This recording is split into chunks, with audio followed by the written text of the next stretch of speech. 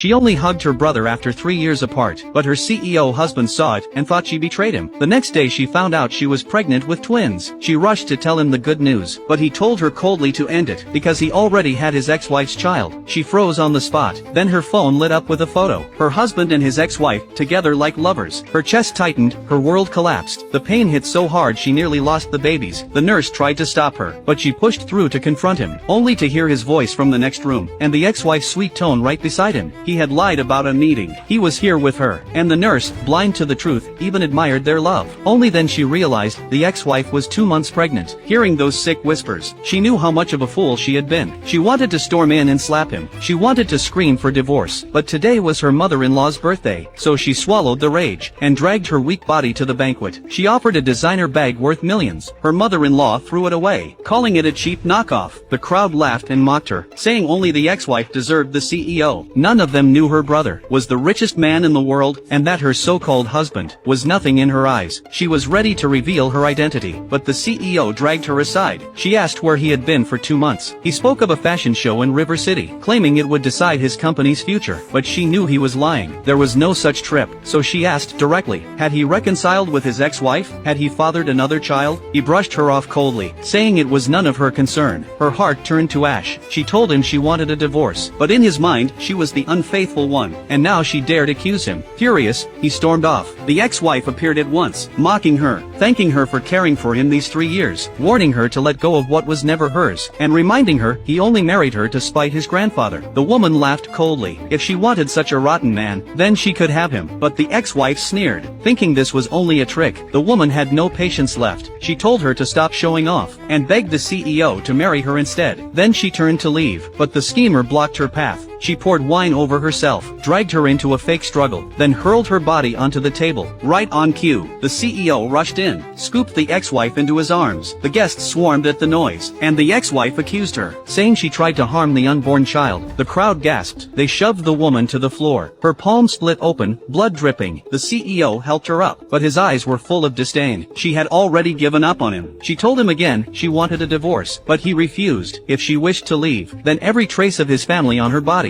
had to be stripped away. Little did she know, her brother had already arrived at the mansion, and he came bearing a gift worth 100 million. Meanwhile, the jerk and his family were still forcing the girl to strip completely. Want to know what happens next? Follow me. The storm has only just begun.